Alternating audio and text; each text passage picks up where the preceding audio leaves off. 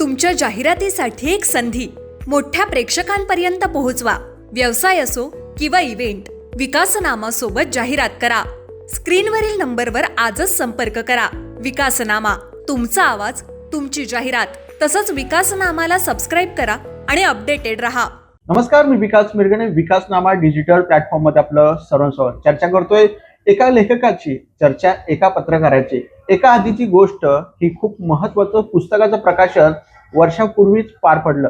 मात्र एका आधीची गोष्ट नेमकी आजी कोकणातली की मराठवाड्यातली, याच अनुषंगाने आपण चर्चा करतोय. कारण आपल्या जीवनामध्ये आजीचं महत्व खूप महत्वाचं असतं. कारण आजीची शिदोरी असेल, आजीचं वेगवेगळ्या गोष्टी असतात, आपल्याला नॉलेज प्रमाणे त्या खूप ऍक्सेप्ट आपण करून घेतो. आणि जीवनामध्ये आजीचं महत्व हे सर्वसाधारणपेक्षा अनेक पटीने मोठं असतं. त्यामुळे आजीची गोष्टीची संकल्पना नेमकी या लेखकाला, या पत्रकाराला का सुचली, पत्रकार थेट लेखक कसा झाला, याच अनुषंगाने आणि एका मोठ्या लेखकाने याला प्रस्तावना दिली, याही खूप महत्वाचं. याच अनुषंगाने आपण चर्चा करतोय.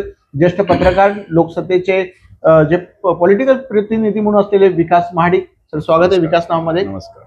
खरं तर आम्ही तुमचे लेख वाचायचो, लोकसत्तेमधले बातम्या.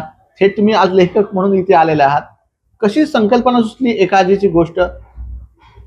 नाही, कसं आहे की पत्रकारांमधले लेखक अशी महाराष्ट्राला खूप मोठी परंपरा आहे जुनी, आचार्य यात्रेंपासून. तर पत्रकार लेखक होणं म्हणजे काय फार मोठी गोष्ट नाहीये. पण पत्रकारांनी जर त्यांची चतुरस्त्र दृष्टी असेल तर पत्रकार व्हायला पाहिजे, लिहायला पाहिजे. पत्रकार म्हणजे लेखक व्हायला पाहिजे, त्यांनी लिहायला पाहिजे. त्याच्या आयुष्यातले काही क्षण असतात, अनुभव असतात, त्यांची बघण्याची दृष्टी एक वेगळी असते. तर यावर सगळं बहुतेक पत्रकारांनी लिहायला पाहिजे असं एक सार्वत्रिक मत आहे. मला हे असं वाटत होतं की आपण लिहिलं पाहिजे. आणि लिहिण्याची एक वेगळी स्टाईल जर असेल, एक वेगळा वकूब असेल, तर तुम्ही लोकांना, वाचकांना अपील करू शकता.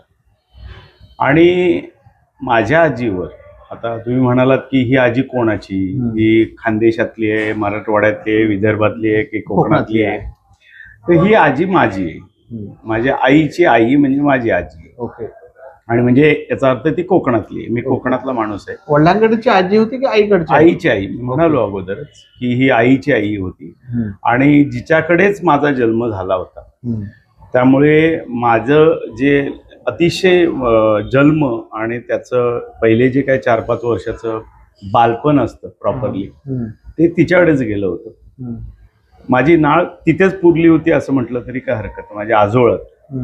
आणि हे आजोळ माझ्या गुहागर तालुका म्हणजे चिपळूण तालुका तो लागतो, ऍक्च्युली रत्नागिरी जिल्हा लागतो. आणि चिपळूण तालुक्यात ते एक चिवेली नावाचं एक छोटंसं मोजून एक समजा 400-500 घरांचं पूर्ण गाव असतं. कोकणातली गावं कशी असतात, अशी फार दाटीवाटीने नसतात, ती विखुरलेली असतात. एक घर इथे तर दुसरं घर कमीत कमी अर्धा किलोमीटर 1 किलोमीटरवर असतं. त्यामुळे असं फार असा एकोपा नसतो तो, म्हणजे वेगळं आयसोलेटेड म्हणतो ना आपण, जे आता कोविडच्या काळामध्ये लक्षात आलं तसं ते सगळ्यांची घर अशी वेगळी होती. आणि त्याच तिथे माझा जन्म झाला होता. डॉक्टर विनय नातू म्हणून एक मार्गतामानला डॉक्टर आहेत, जे नंतर आमदार होते, श्रीधर नातू म्हणून. त्यांच्या हॉस्पिटलमध्ये जन्म झाला. आणि मग माझं जे काही 2-4-5 वर्षाचं बालपण आहे ते तिथे गेलं होतं.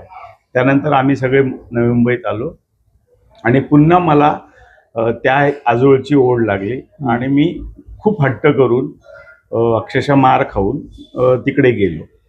तर मला एक लक्षात आलं की लोकांनी आपल्या आईवर पुस्तकं लिहिलेली आहेत, आपल्या वडिलांवर पुस्तकं लिहिलेली आहेत, पण आजीवर स्पेसिफिक असं कोणी पुस्तक लिहिलेलं नाहीये. म्हणजे आजीवर एक निबंध लिहिलेला आहे, कोणाच्या तरी पुस्तकामध्ये आजी या विषयावर 4 पानं लिहिलेली असतील, कॅरेक्टर आलं, कॅरेक्टर लिहिले असतील. पण मी म्हणतो ना की आजी हा विषय फक्त नावापुरता घेतला गेलाय. पण तुम्ही जर बारकाईने बघितलं तर आजी हे खरं व्यासपीठ आहे, संस्कार पीठ आहे, संस्कार करणारं ते हे आहे. कारण मुलगीचं पहिलं बाळणपण जे होतं ते आजीच्या घरी जावं, म्हणजे आईच्या तिच्या घरी हो. होतं, त्यामुळे आजी. त्यामुळे ती आजी खऱ्या अर्थाने संस्कार करत असते. त्यामुळे मला एक प्रश्न पडला की ज्यावेळी आईवर श्यामची आई लिहिलं गेलं किंवा नरेंद्र जाधवांनी वडिलांवर लिहिलं, तर मग आजीवर का लिहित नाही कोण असं पुस्तक? ज्यावेळी मी त्या संपूर्ण गुगलवर सर्च केलं तर असं कुठेच पुस्तक स्पेसिफिक मिळालं नाही. तर म्हटलं मग आपण आजीवर पुस्तक लिहूया. आणि आजी हा केंद्रबिंदू, म्हणजे आजी ही कशी संस्कार देते लहानपणी, जे मनावर आयुष्यभर कोरले जातात. आणि अशा पद्धतीने त्या पुस्तकाची संकल्पना डोक्यात आली. आणि मग मी त्या दृष्टीने सगळा विचार करत गेलो की माझ्या आजीकडे मला फार फार तर 2 वर्षच गेली, म्हणजे बालपणाची समजा 4-5 वर्ष गेली असतील. परंतु जी आपण म्हणतो ना कळतं वय जे असतं 11-12चं, तर ती 11-12चं जे कळतं वय असतं त्या कळत्या वयामधली 2 वर्षच गेली. परंतु ती 2 वर्ष माझ्यासाठी खूप संस्कारमय ठरली. नाहीतर मी एक वेगळ्या मार्गाला गेलो असतो असं मला वाटतं. आज मी पत्रकार म्हणून नवी मुंबईत अनेक वर्ष काम केलं, आता मी मुंबईत काम करतोय, ते फक्त श्रेय माझ्या आजीचं आहे. म्हणजे अनेक लोक आपल्या आई वडिलांना श्रेय देतात, पण मी पूर्ण माझं श्रेय, माझ्या आतापर्यंतच्या या प्रवासाचं श्रेय हे माझ्या आजीला देतो. मला प्रश्न असा पडतो की रामाची आजी कोणाला माहिती आहे का? रामावर आजीने संस्कार नाही केले का? कृष्णाची आजी कोणाला माहिती आहे? म्हणजे ते किमान वासुदेव आणि ते गोकुळ आणि त्यांची उग्रसेन, त्यांची आजी, हे सगळं आजोबा माहीत आहेत तरी, परंतु त्यांच्यावर संस्कार, ह्या देवपुरुषांवर संस्कार आजीने केलेच असतील ना, मग त्यांना का महत्व दिलं गेलं? छत्रपती शिवाजी महाराजांच्या आईचा उल्लेख आहे, आजीचा का नाहीये? त्यांच्या आईच्या त्यांच्या वडिलांच्या आईच्या का नाही उल्लेख? तिला का नाही एवढं महत्व दिलं गेलं? मुद्दा असा येतो की तेच आजी त्या लहान मनाला, त्या बालमाला खूप मोठे संस्कार देतात. आणि मला जे काही आज लिहिता येते, मी लिहू शकतो, ते फक्त माझ्या आजीमुळे, तिने मला जे शिकवलेल्या चांगल्या गुणांमुळे, चांगल्या संस्कारांमुळे, किंवा चांगलं जे समाजात आहे, किंवा तिच्यामुळे राहिल्यामुळे कोकणातला जो मी निसर्ग पाहू शकलो, जे चैत्र वैशाख ज्येष्ठ आषाढ कार्तिक संपूर्ण महिन्यांचा जो महिमा ह्या पुस्तकामध्ये आहे, ते सगळं मांडू शकलो. तर ह्यामुळेच की आजीने मला हे सांगितले की हे सण आहेत आपले, हे पाळायचे असतात, हे असे साजरे करायचे असतात, यांचं महत्व असं आहे. वैशाख आला तर ते कौल तोडणी असते, कोळपणी असते, या सगळ्या गोष्टींचा उल्लेख ह्या संपूर्ण पुस्तक आहे. म्हणजे एका अर्थाने हे आजीचं पुस्तक आहे आणि हे कोकणाचं पण पुस्तक आहे. तर हे माझ्या आजीचं पुस्तक आहे, हे काही इतरांच्या आजीचं नाही. पण माझं म्हणणं असेल की ज्याला आजीचे संस्कार झालेत त्यांनी आपल्या आजीवर लिहावं.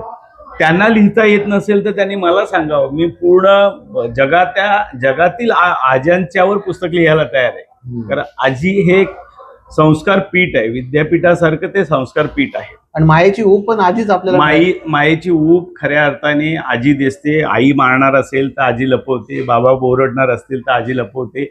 हे जे असतं 2-3 वर्ष ते कळत नाही तुम्हाला, परंतु ते खूप खोलवर त्याचे परिणाम आहे. म्हणजे माझी आजी सकाळी उठल्यावर सूर्याला नमस्कार करायची, कारण मग केवढा मोठा संस्कार आहे की ती देवाला नमस्कार करत नव्हती, ती सूर्याला नमस्कार करायची त्या काळामध्ये. आज म्हणजे कमी 60-70 वर्षापूर्वीची गोष्ट आहे. तर ती त्यावेळी सूर्याला नमस्कार करायची, सूर्याला पदर पसरायची आणि नंतरच चहा घ्यायची. तर सूर्य म्हणजे पंचमहाभूतांपैकी एक अग्नी आहे तो.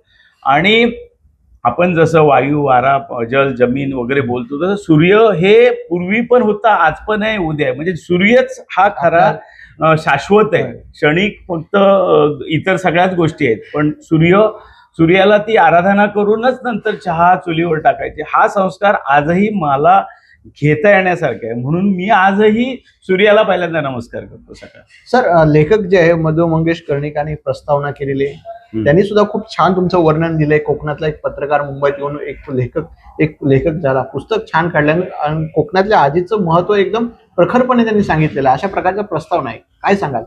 नाही, मधु मंगेश कर्णिक यांनी या सगळ्या पुस्तकाला प्रस्तावना देणं अशीच माझी इच्छा होती. मधु मंगेश कर्णिकच परफेक्ट आहेत प्रस्तावनेसाठी, म्हणून मी मधु मंगेश कर्णिक, आता त्यांचं वय खूप झालेलं आहे तरी पण त्यांनी प्रस्तावना लिहिली. प्रस्तावना आणि विशेष म्हणजे मला ते पनवेलमध्ये एका कार्यक्रमाला भेटलं, पुस्तक प्रकाशनाला ते येऊ शकले नाही वयोभरात, पण ते पनवेलला मला भेटले. नंतर ज्यावेळी मी त्यांनी मला ते म्हणाले, अरे किती छान आहे हा, वेगळा, म्हणजे कोण म्हणे आजीवर लिहितं, आता आजी, अशी त्यांची रिएक्शन होती त्या. आणि ते ऋषी तुल्य आहेत आमच्या कोकणातलं, ते रत्नच आहे म्हणजे ते. आणि संपूर्ण कोकणामध्ये त्यांना प्रचंड म्हणजे त्यांच्याबद्दल फार रिस्पेक्ट आहे. आणि त्यांनी या पुस्तकाला प्रस्तावना लिहावी ही माझी इच्छा पूर्ण झाली अरुण म्हात्रे यांच्यामुळे. अरुण म्हात्रे, कवी अरुण म्हात्रे यांनी तिथे मला तो अप्रोच दिला आणि त्यांनी काही पुस्तक थोडंसं चाललं पण नंतर वाचलं असेल. तर हे खूप म्हणजे हे तुमच्या आयुष्यातलं हे एक सुवर्ण क्षण असतात की तुम्हाला जे हवंय ते झालं. म्हणजे तुम्हाला आजीचं पुस्तक काढायचं होतं, आजीचं पुस्तक कोकणातले कोकणातले म्हणलं, आणि ते प्रतिभावंत, ज्ञानवंत आणि कीर्तिवंत आहेत आणि आमच्या कोकणासाठी तर भूषणच आहेत ते. तर अशा माणसाची मला प्रस्तावना मिळाली, त्याने आशीर्वाद दिले. प्रस्तावना म्हणजे त्यांचे आशीर्वाद थोडक्यात. आणि त्यांनी लिहित राहा म्हणून सांगितलं आणि त्यामुळेच लिहावं असं वाटतं. खूप विषय आहेत, आपण लिहू शकतो हे ज्यावेळी तुम्हाला लक्षात येतं. आणि मला तुम्हाला एक सगळ्यात महत्वाचा गोष्ट आणते की पुस्तक हे तुम्हाला समृद्ध करतं. तुम्ही पत्रकारिता किती वर्ष केली असेल ना, त्याला फार काही महत्व नाही, ते आळवावरचं पाणी आहे, क्षणिक आहे. पुस्तकं तुम्ही ज्यावेळी लिहिता, कुठलंही पुस्तक लिहिता, त्यावेळी ते शाश्वत राहतं, तुमच्या पिढीसाठी शाश्वत राहतं. आणि मला एक सगळ्यात मोठा क्षण आठवतो की ज्या दिवशी हे प्रकाशन झालं त्यावेळी गणेश नाईक मुख्य अतिथी होते आणि मी त्यांना सोडायला बाहेर गेलो होतो. तर त्या व्यासपीठावर अनेक मान्यवर होते, ज्येष्ठ पत्रकार काही होते, माझे मित्र सगळे पत्रकार आहेत. पण तिथे 2 IAS ऑफिसर होते, एक अभिजित बांगर होते आणि आपले जे पालिकेचे कमिशनर आहेत कैलास शिंदे ते साहेब होते. तर ते माझी ना एक सही घेण्यासाठी स्टेजवर काही काळ उभे होते, मी बाहेरून येईपर्यंत. ही ताकद असते पुस्तकाची. तुम्ही पुस्तक लिहिलं म्हणून ते सही घ्यायला तिथे थांबले होते, नाहीतर ते कार्यक्रम झाल्या तेही निघून गेले असते, हाय हॅलो करून निघून गेले असते. पुस्तकावर त्यांना एक ऑटोग्राफ हवा होता.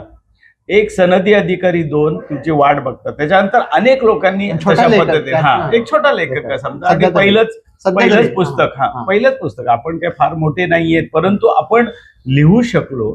आणि या लिहिण्यासाठी ही 2 खूप मोठी माणसं, अधिकारी वर्ग ज्यांनी शिकून IAS मिळवलेली आहे.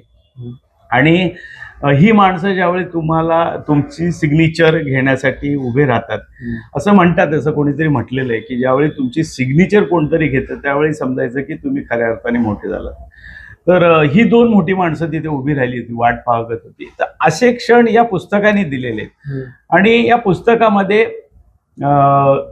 पुस्तकामध्ये सगळं कोकण आलेलं आहे, कोकणातले सणसूद आले, कोकणातलं निसर्ग आलेलं आहे, त्यातले संपूर्ण चालीरीती आलेले आहेत.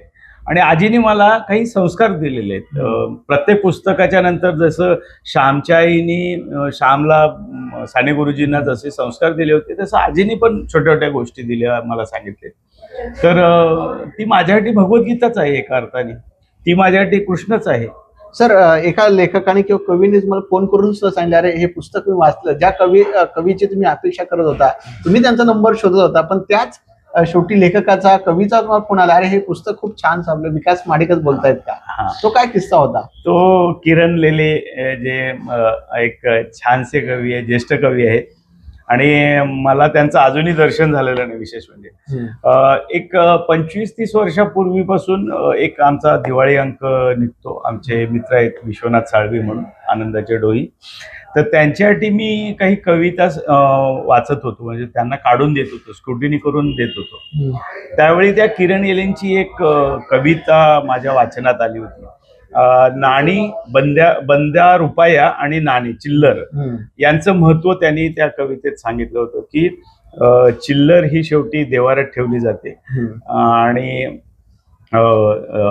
जो बंदा रुपया असतो तो इतर कुठेही ठिकाणी दिसतो. म्हणजे त्यांनी त्याच्यात शब्द वापरले की वेश्येच्या ब्लाऊज मध्ये तो रुपया कोंबला जातो. इथे काही चिल्लर ठेवली जात नाही, पण चिल्लरीचं महत्व, चिल्लर म्हणजे रुपया, नाण्याचं महत्व काय तर ते देवाऱ्याच्या समोर आपण बघतो. तर ते मला खूप त्यावेळी भावलं होतं. ती मी कविता नंतर मग त्याची कॉपी, झेरॉक्स कॉपी काढून माझ्याकडे ठेवली होती. म्हणजे ती कविता, किरण येलेंची कविता आजही माझ्याकडे आहे. तर माझा एक मित्र आहे ह्या सगळ्या पुस्तकाच्या प्रवासामध्ये, माझा जो मित्र आहे प्रशांत मोरे, तोही पत्रकार आहे, महाराष्ट्र टाइम्सला पूर्वी लोकसत्तेला होता. आमची खूप जुनी मैत्री आहे आणि सगळं जे पुस्तक प्रसिद्ध होण्यामागे त्याचे खरे प्रयत्न आहेत. सातत्याने पाठपुरावा करणं, माझे हे सगळे प्रकरण वाचून काढणं.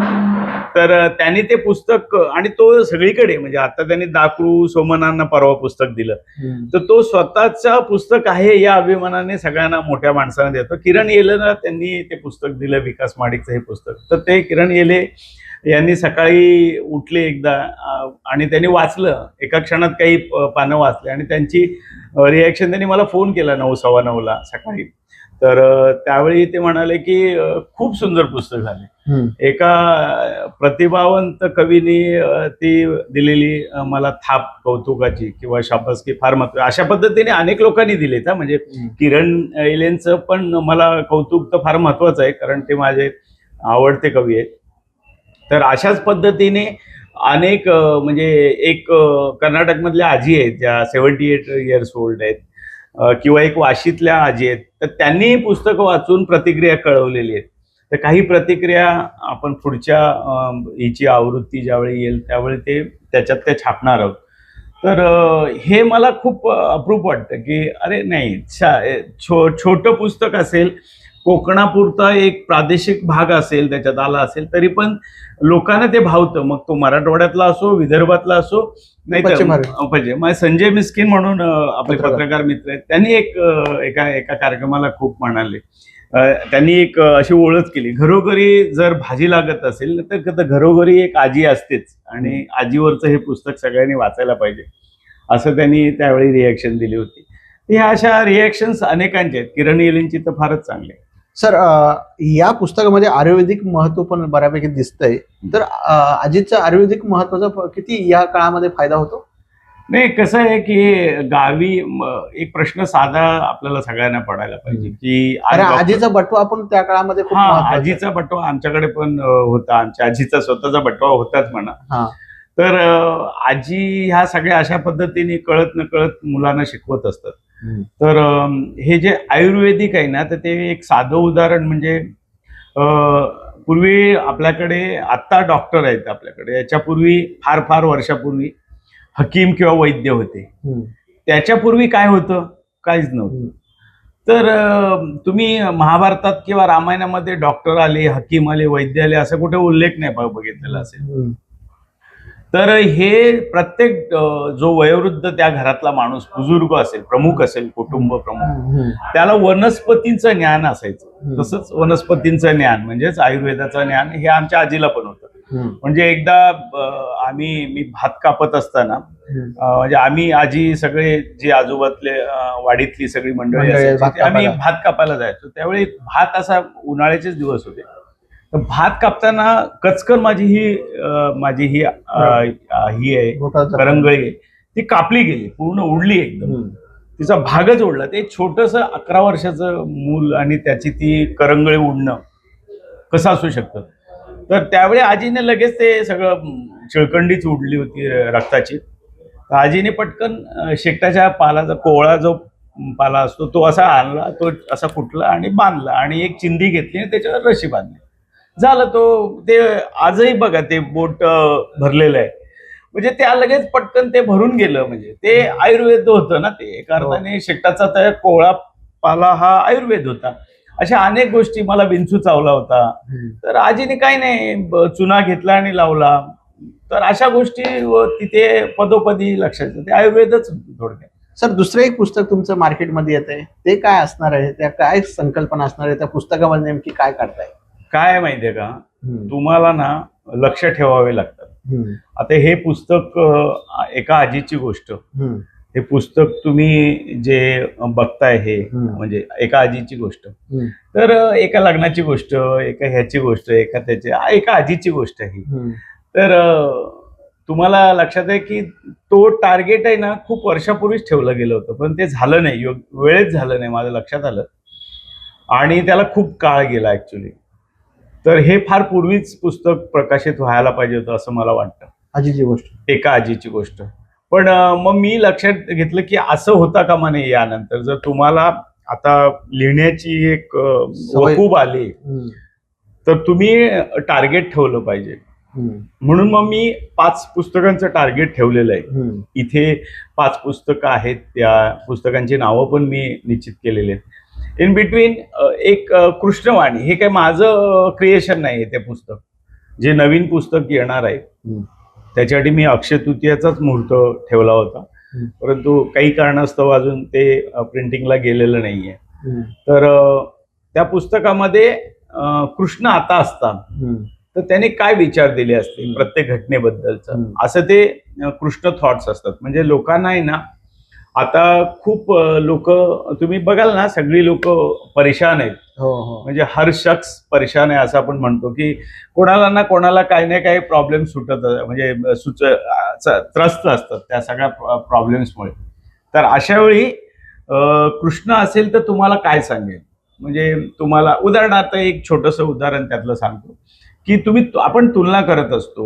तुम्ही माझी करता, मी तुमची करतो, किंवा इतर सगळेजण एखाद्याची गाडी बघून करतात किंवा एखाद्याची फिटनेस बघून करतात, व्हॉटएव्हर, सगळ्यांची एक तुलना होत असते, आपण करत असतो, मानवी स्वभाव आहे. परंतु त्याच्यातलं एक ज्ञान असं सांगितलं जातं की बाबा, जसं जंगलामध्ये हत्तीची तुलना होऊ शकत नाही, कारण हत्ती झाडावर नाही चढू शकत ना, तिथे ती छोटीशी खारुताई चढू शकते. म्हणजे खारुताईचं एक वैशिष्ट्य आहे, ज्या खारुताईने प्रभू रामाला मदत केली, आणि हत्तीचं एक वैशिष्ट्य आहे. तर जंगलामधलं जंगल जे आहे, वृक्ष आहेत, ते आपल्याला अनेक ज्ञान देऊन जातात.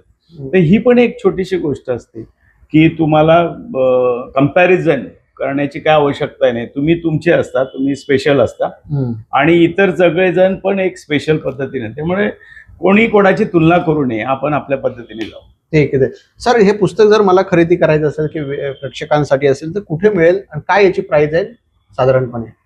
आपण ह्याची प्राइस 250 रुपये ठेवलेली आहे, आणि डिस्काउंट मध्ये आपण त्यांना 200 रुपयापर्यंत देतो. म्हणजे काही डिस्काउंट, हे त्याच दिवशीचं डिस्काउंट होतं की म्हणा आपण जे पुस्तक आपली गेली त्या दिवशी काही जी पुस्तकं गेली प्रकाशनाच्या दिवशी, त्या प्रकाशनाचे सगळे 18,835 रुपये आपण आपल्या एका संस्थेला, जी आपली एक संस्था आहे, आपली संकल्पना आहे की आपण मानव विकास ट्रस्ट स्थापन केलेली आहे, आणि गेली 3 वर्ष त्या संस्थेचं कार्य चालतं. त्या संस्थेच्या अनुषंगाने आपण एक 3-in-1 आश्रम बांधतोय. म्हणजे वृद्धाश्रम, अनाथ आश्रम आणि महिला आश्रम, असं 3ही आश्रम एकाच ठिकाणी असावेत. कारण वृद्ध लोकांना म्हणजे आजी आजोबा जे असतील त्यांना नातवंड मिळावीत, नातवंडांना आजी आजोबा मिळावेत, आणि ह्या दोघांना सांभाळायला निराधार महिला असावेत, असा तो कन्सेप्ट 3-in-1 आहे. आणि हे पालीला आपण जागा पण घेतलेली आहे. पालीला जागा घेतलेली आहे 3 एकरची.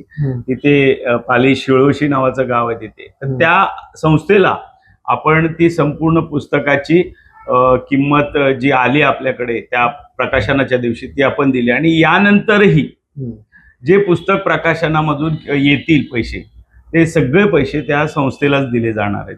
आणि हे अमेझॉनवर उपलब्ध आहे, अमेझॉनवर उपलब्ध आहे.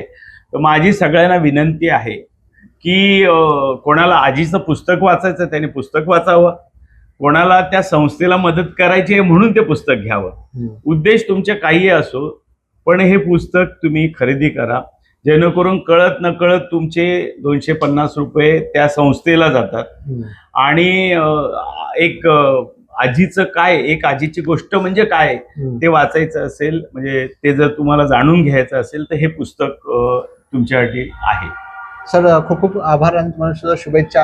विकास महाडिकांनी जे आहे आजीची गोष्ट, एका आजीची गोष्ट या पुस्तकामध्ये आपल्या आजीचं वर्णन जे आहे याच पुस्तकामध्ये केलंय. आपल्या जीवनामध्ये आजीचं किती महत्व होतं याच पुस्तकावरून आणि त्यांच्या मुलाखतीतून स्पष्ट होतंय. माझ्या जीवनावर जे परिणाम झाले आणि मी एक लेखक, एक पत्रकार चांगला बनू शकलो ते केवळ एका आजीच्या याच गोष्टीमुळे. माझ्या जीवनात सर्वाधिक जीवनामध्ये जर जे संस्कार देण्याचं काम जर कोणी केलं असेल तर माझ्या आजीने केलं याच पुस्तकामध्ये आणि त्यांच्याच मुलाखतीतून हे अधोरेखित होत आहे.